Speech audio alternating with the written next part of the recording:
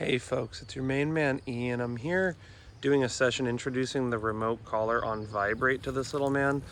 Remote collar on vibrate is something there's so much discussion about, like people debating. It's honestly kind of crazy because with vibration, a lot of dogs actually do well with it, and more importantly, a lot of clients they just find vibration to be something that emotionally feels better for them.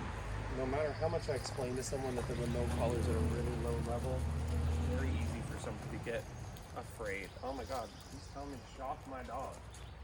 So a lot of times when we're using vibrate, it's going to be more likely the owner who's going to be comfortable using that.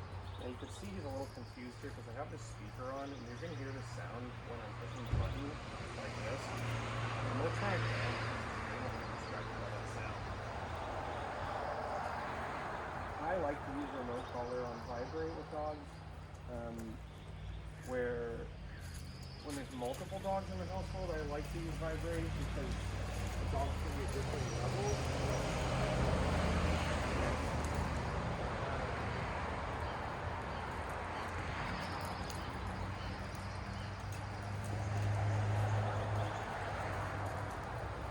You can see I have my other dogs here to help.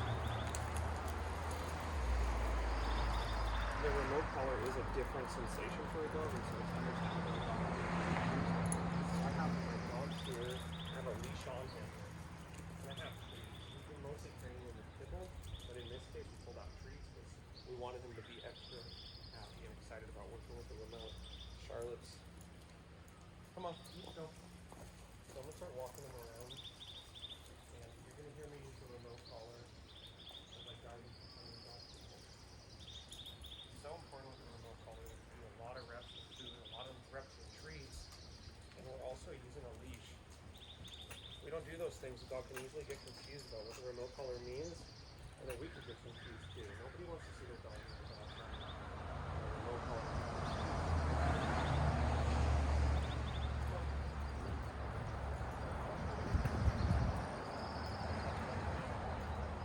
I'm gonna stop giving food to the other dogs because it's actually kind of getting in the way of his training.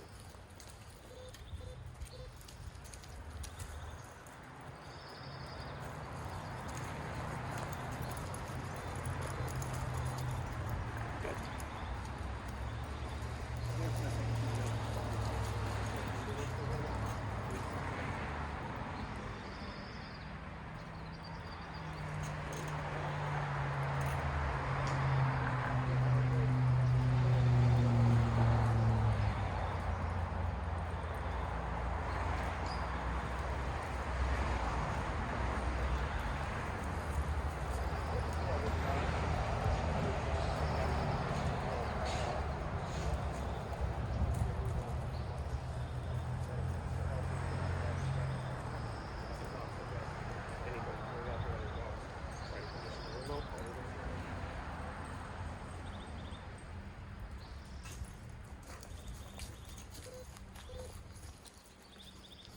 The reason I'm not saying anything too is to help the other dogs not get confused if I'm talking to them.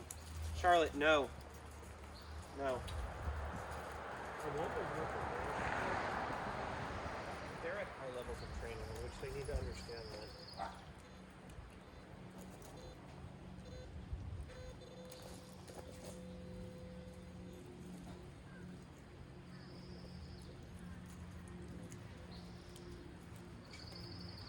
In this particular case, I think Charlie's vibing off the fact that he's the only one getting food right now and they all want the food. It's making him like feel really proud of himself.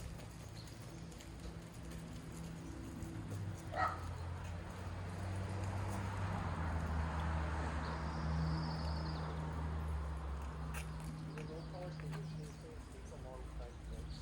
By conditioning, I mean getting the dog to the point where they just simply understand that the remote collar is a good thing and that it's related to them listening to us and feeling obedient, feeling confident.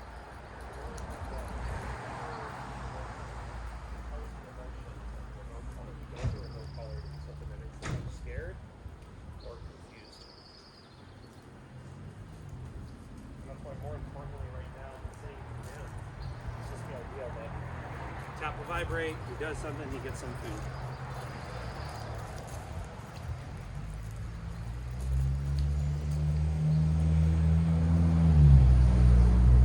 Has a very low level vibration.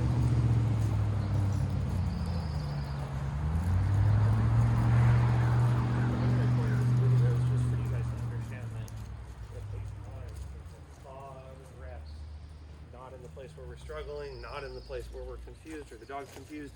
Takes a lot of reps working with the dog when we're in a clear-headed space for us to eventually have the dog able to snap out of confusion or frustration or fear and put themselves into a good headspace.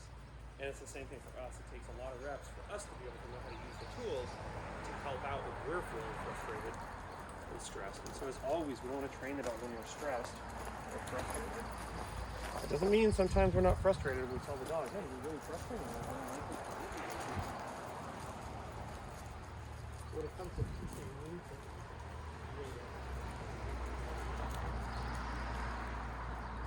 the dog's jumping on me and I get frustrated. I say I've got to teach you to stop jumping. That's a little different. The dog's digging and I'm telling him, hey man, it's frustrating to me. That's different.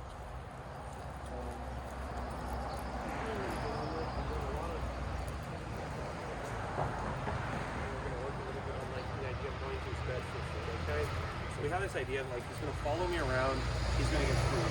Now I want him to understand he's going to go to that bed, he's going to go to the bed,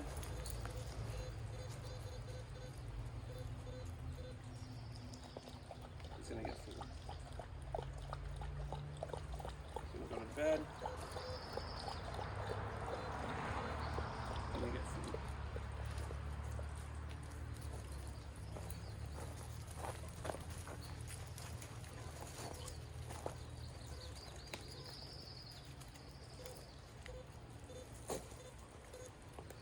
Now you can see this bed is pretty low to the ground, and that's why it's hard for him to understand that he's either on it or off of it.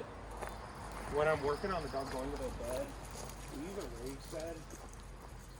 So the dog clearly understands they're either on the bed or off the bed. Here you can see he's a little confused. I'm just going to wait. Bear, come on, hop up. I'm going to use the other dog to show him what I'm asking, and I'm going to use the food. So if he's stuck here, I keep pulling, and then I pull the food out. It's super important when you're using a leash that tightens.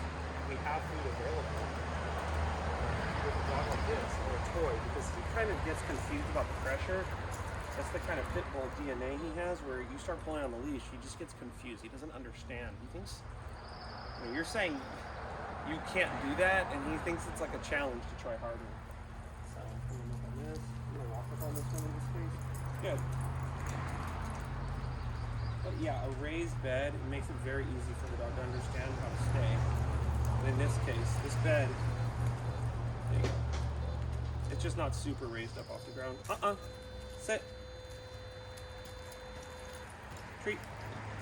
Charlotte, no. Charlotte. No, Charlotte.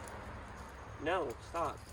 I need to move her away from here, and she needs to understand. It's not okay. You can't keep trying to steal food. You see how polite these guys are?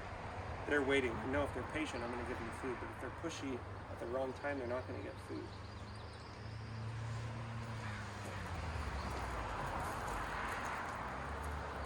Sometimes walking onto the bed can help the dog. Sit.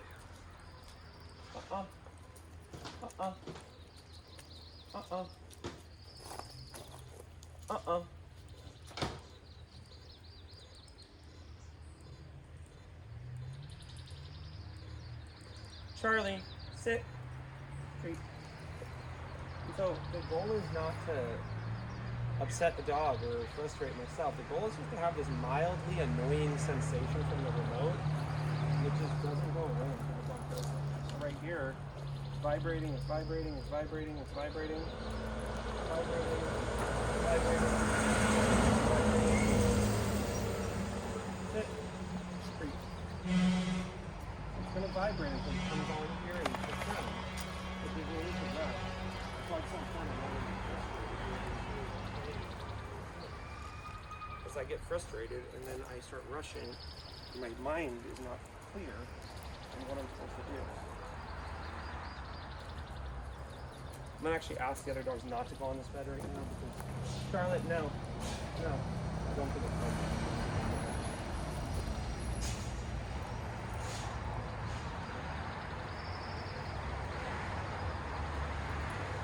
Bear, no bear. I'm gonna do this up. Bear, go.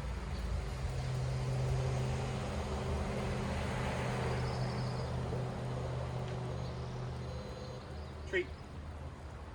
We have to understand, folks, this is a very low level vibration and a slip lead. It's like the beeping sound in your car. It might beep sometimes for 3 minutes until you put your seatbelt on. The beeping is consistent, and eventually you put your seatbelt on and stop beeping. But it's very important we follow through. It's like somebody once said, it's up to you to follow through. And that's what we're experiencing here with Charlie. We have to follow through here. So, Charlie, come on, Charlie. Treat. And we're actually gonna end right here, right? You just did great. I'm gonna stop right here.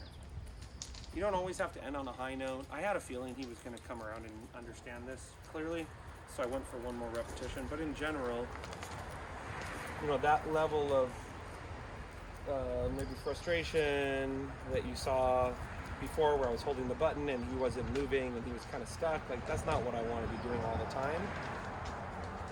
So I really want the sessions to be overwhelmingly positive and successful, and that struggle there where he was like, man, I don't know what to do, I want that to be maybe 10 or 20% of the session. But most of the time I want the dog to really be clear on what's going on.